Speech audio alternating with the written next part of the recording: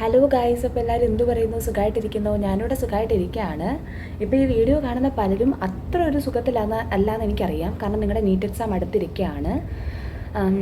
ഇപ്പോൾ പെട്ടെന്ന് ഈ ഒരു വീഡിയോ ചെയ്യാനുള്ള ഒരു ഉദ്ദേശം എന്ന് വെച്ചാൽ, ഞാൻ ഇന്നലെ ഒരു മോട്ടിവേഷൻ വീഡിയോ ഓൾറെഡി അപ്ലോഡ് ചെയ്തതുകൊണ്ട് ഇപ്പോൾ ഉടനെ എങ്ങും അങ്ങനത്തെ വീഡിയോ ചെയ്യാനായിട്ട് എനിക്കൊരു പ്ലാൻ ഉണ്ടായിരുന്നില്ല. പക്ഷേ ഇപ്പോൾ ഇത് ചെയ്യുന്നതിൻ്റെ പിന്നിലുള്ള കാരണം എന്ന് വെച്ചാൽ, ഇന്നലെ എനിക്കൊരു 3-4 പേര് മെസ്സേജസ് ഇട്ടിട്ടുണ്ടായിരുന്നു. അതിന് പുറമെ ഇന്നൊരാൾ എന്നെ വിളിക്കുകയും കൂടെ ചെയ്തു. അതായത് അവർ പഠിച്ച് തീർന്നില്ല, പഠിച്ചതൊന്നും ഓർക്കുന്നില്ല, അതുകൊണ്ട് ഇപ്രാവശ്യത്തെ നീറ്റ് എഴുതുന്നില്ല എന്ന് പറഞ്ഞിട്ട്.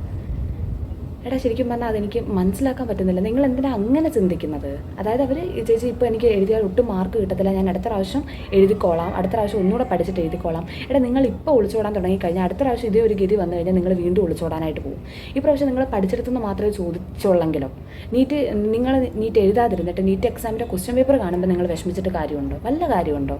അപ്പോൾ അതുകൊണ്ടാണ് ഞാൻ പറയുന്നത്, നിങ്ങൾ എത്ര പഠിച്ചില്ല, എത്ര ഓർക്കുന്നില്ല എന്നുള്ളതൊന്നും മൈൻഡ് ആക്കണ്ട. എല്ലാവരും പോയി എഴുതിയേ പറ്റൂ. കാരണം നിങ്ങൾ ഈ ഒരു കൊല്ലം പഠിച്ചത് അതിന് വേണ്ടിയിട്ടാണ്, എക്സാം ഫീ അടച്ചത് അതിന് വേണ്ടിയിട്ടാണ്, എക്സാം രജിസ്റ്റർ ചെയ്തത് അതിന് വേണ്ടിയിട്ടാണ്. അവസാനം കൊണ്ട് കലവടയ്ക്കാനല്ല. നിങ്ങൾ എന്ത് പഠിച്ചില്ലെങ്കിലും എന്ത് ഓർമ്മ വരുന്നില്ലെങ്കിലും അതൊക്കെ ഇപ്പോഴത്തെ നിങ്ങളുടെ ടെൻഷൻ കൊണ്ട് തോന്നുന്നതാണ്. അവിടെ നമ്മളൊരു 2-3 മണിക്കൂർ റിലാക്സ് ഒക്കെ ചെയ്ത് ക്വസ്റ്റ്യൻ പേപ്പർ കാണുമ്പം നിങ്ങൾക്ക് പല കാര്യങ്ങളും ഓർമ്മ വരും.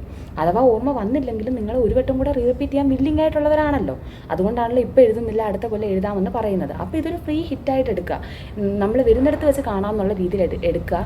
ഇപ്പോൾ പോയി എഴുതുക. പിന്നെ കുറച്ച് പേര് പറഞ്ഞു, ചേച്ചി ഇപ്പം തീരെ മാർക്ക് കുറവാണെങ്കിൽ അടുത്ത പ്രാവശ്യം റിപ്പീറ്റിന് വിട്ടില്ലെങ്കിലോ. അതിപ്പോൾ നിങ്ങൾ എഴുതാതിരുന്നാലും അത് തന്നെയല്ലേ.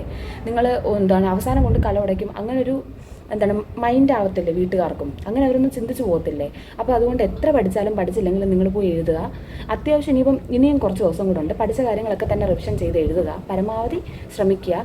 നമ്മൾ ശ്രമിക്കാതെ കിട്ടിയില്ലെങ്കിൽ സഹിക്കാം. ഇത് നിങ്ങൾ വിട്ടുകളയാണ്, ഒരു അവസരം പോലും കൊടുക്കാതെ വിട്ടുകളയാണ്. അങ്ങനെ ഒരിക്കലും ചെയ്യരുത്. പറയുന്നത് നിങ്ങൾക്ക് മനസ്സിലാവുന്നുണ്ടോ? ഒരിക്കലും അങ്ങനെ ചെയ്യരുത്. എക്സാം എഴുതാതിരിക്കരുത്. പിന്നെ കുറേ കൊച്ചുങ്ങൾ ചേച്ചി കറക്കി കുത്താൻ പോവുക, ഞാൻ എന്തായാലും കറക്കി കുത്താൻ പോവുക എന്നൊക്കെ പറഞ്ഞ് മെസ്സേജ് ഇടുന്നുണ്ട്. അതിൻ്റെയും കാര്യം എന്താടാ? കറക്കി കുത്തേണ്ട കാര്യമൊന്നുമില്ല. കാരണം എന്ന് വെച്ച് കഴിഞ്ഞാൽ നിങ്ങൾക്കിപ്പോൾ ഒരു 10-300 മാർക്കാണ് കിട്ടുന്നതെങ്കിൽ നിങ്ങൾ ഒരു 50 ക്വസ്റ്റ്യനും കൂടെ കറക്കി കുത്തിക്കഴിഞ്ഞാൽ വരുന്ന പ്രശ്നം എന്ന് വെച്ച് കഴിഞ്ഞാൽ ഒറ്റയടിക്ക് 50 മാർക്ക് നിങ്ങൾ സ്കോർ ചെയ്ത് ഈ 300-ന്ന് പോകും. അപ്പോൾ ശരിക്കും പറഞ്ഞാൽ നല്ലൊരു മോശം മാർക്കാവും.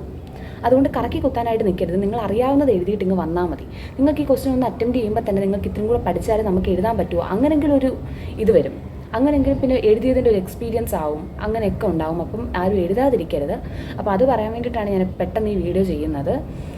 പിന്നെ സൂപ്പർ റിപ്പീറ്റർ ആയിട്ടുള്ള കുഞ്ഞുങ്ങളുണ്ട്, റിപ്പീറ്റ് ചെയ്യുന്നവരുണ്ട്, റിപ്പീറ്റ് ചെയ്യുന്നവരുണ്ട്. നിങ്ങൾ ഭയങ്കര കൂളായിട്ട് എടുക്കടാ. ഇപ്പോഴേ നിങ്ങൾ ബാക്കിയുള്ളവർ എന്ത് പറയും എന്നുള്ളതിലാണ് ഭയങ്കരമായിട്ട് ടെൻഷനായിട്ടിരിക്കുന്നത്. നിങ്ങൾ ഈ ബാക്കിയുള്ളവരെ മൈൻഡ് ചെയ്യണ്ട. നമ്മുടെ ബാക്കിയുള്ള കാര്യങ്ങളെല്ലാം അവരാണോ തീരുമാനിക്കുന്നത്? ശരിക്കും പറഞ്ഞു കഴിഞ്ഞാൽ നമ്മുടെ സൊസൈറ്റി എങ്ങനെയാണ്? നമ്മുടെ കാര്യങ്ങൾ തീരുമാനിക്കുന്നത് അവരാണ്.